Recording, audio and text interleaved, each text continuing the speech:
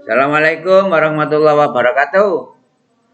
Anak-anak kelas 3, mari kita belajar bahasa Indonesia lagi. Anak-anak, meskipun daring atau dalam jaringan online, anak-anak tetap semangat belajar bahasa Indonesia.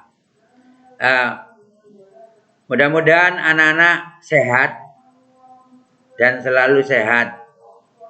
Anak-anak, untuk hari ini akan melanjutkan dari bab yang kemarin, yaitu sekarang membandingkan teks laporan percobaan dengan teks prosedur.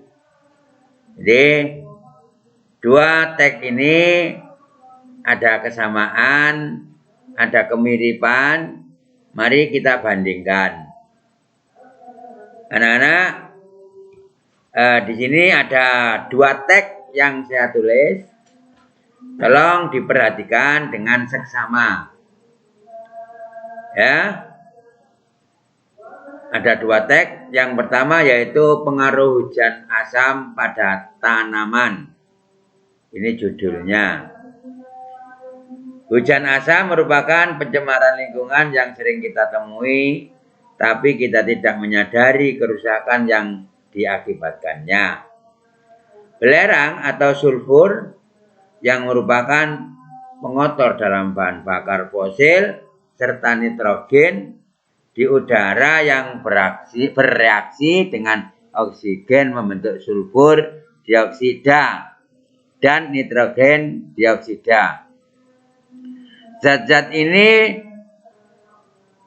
berdifusi ke atmosfer dan bereaksi dengan air untuk membentuk asam sulfat dan asam nitrat yang mudah larut sehingga jatuh bersama hujan.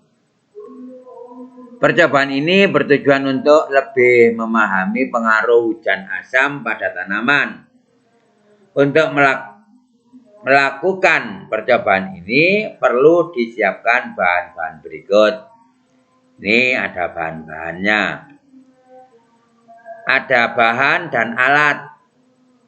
Salah satu contohnya yaitu sekup, gayung, polybag, mangkok, sendok, baskom kecil, kacang hijau, air aki, cuka, kemudian tanah kompos. Nah, ini diantara alat dan langkah-langkah. Sekarang langkah-langkahnya. 1. Rendamlah kacang hijau di dalam air. Dari kacang hijau yang tenggelam, dipilih beberapa yang bagus untuk bahan pengamatan. Kacang hijau yang sudah dipilih, rendamlah air kira-kira 1 malam. Kemudian tanamlah kacang hijau hasil rendaman di 3 polybag yang telah diisi tanah kompos tadi. Masing-masing 2 butir. Siramlah masing-masing polybag dengan air setiap hari. Setelah daun agak lebat dan tanaman cukup tinggi, berilah perlakuan yang berbeda. Polybag A disiram air aki, polybag B disiram air, kemudian polybag C disiram dengan air cuka. Gambaran yang ke-6, langkah ke-6, siramilah dan amatilah setiap hari pada waktu yang sama. Anak-anak setelah melakukan langkah-langkah di atas, kita dapat melakukan pengamatan. Jadi tujuan perendaman pada yang pertama adalah untuk menentukan mana biji kacang hijau yang bagus. Selanjutnya, tujuan perendaman selama semalam adalah untuk mempercepat kacang hijau berkecambah sehingga lebih mempercepat pertumbuhan setelah ditanam. Pemakaian tanah kompos bertujuan agar tanaman tumbuh dengan baik. Dari hasil pengamatan diperoleh pertumbuhan kacang hijau yang diberi cuka, diberi air, kemudian mengalami perkembangan, bahkan lama-kelamaan layu dan mati. Hal ini disebabkan karena asam yang larut bersama nutrisi di dalam tanah akan menghilang kandungan tersebut sebelum tanaman dapat menggunakannya untuk pertumbuhannya. Nah, akibat asam tersebut seperti terlepasnya zat kimia beracun seperti aluminium yang akan bercampur dengan nutrisi. Sehingga nutrisi ini dimakan oleh tumbuhan, mengakibatkan pertumbuhan tanaman terlambat dan mempercepat daun berguguran. Sedangkan kacang hijau yang disiram dengan air ini beda. Begitu juga yang disiram dengan aki. Ya. Kemudian anak-anak, dari pengamatan yang telah dilakukan dapat disimpulkan bahwa pengaruh hujan asam pada dunia dan kehidupan di dalamnya sangat besar dan berbahaya. Karena dalam ekosistem kehidupan, pusat kehidupan adalah tanaman. Maka bila terkena hujan asam, maka tanaman lama-kelamaan akan punah. Dan ini akan berakibat pada kepunahan makhluk hidup yang ada.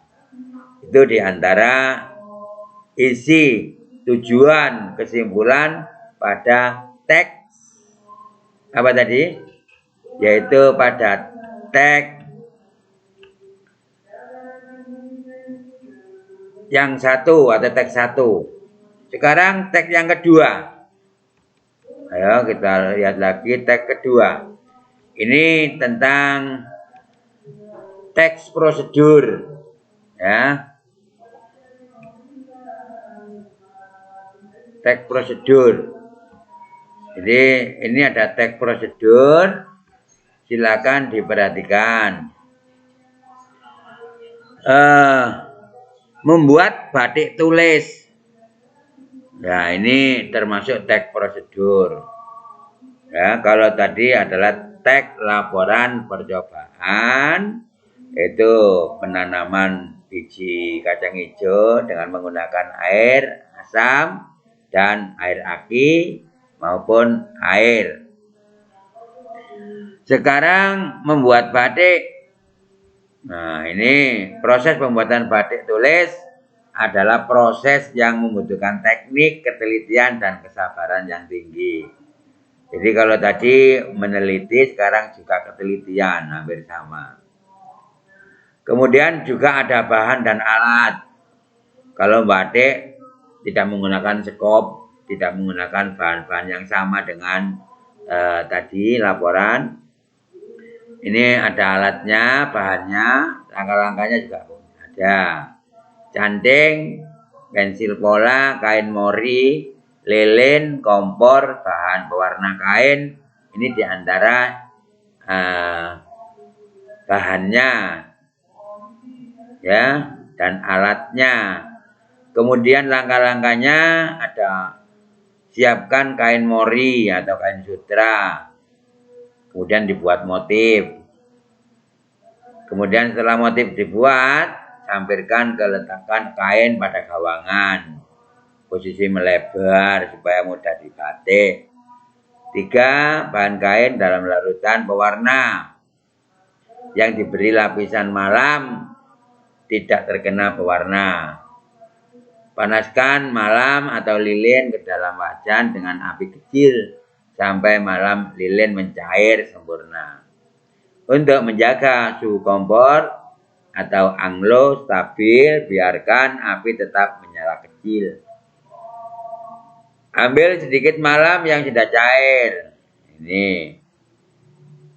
Dalam proses ini harus dilakukan dengan hati-hati agar jangan sampai malam cair menetes di atas permukaan kain karena akan memengaruhi hasil motif batik.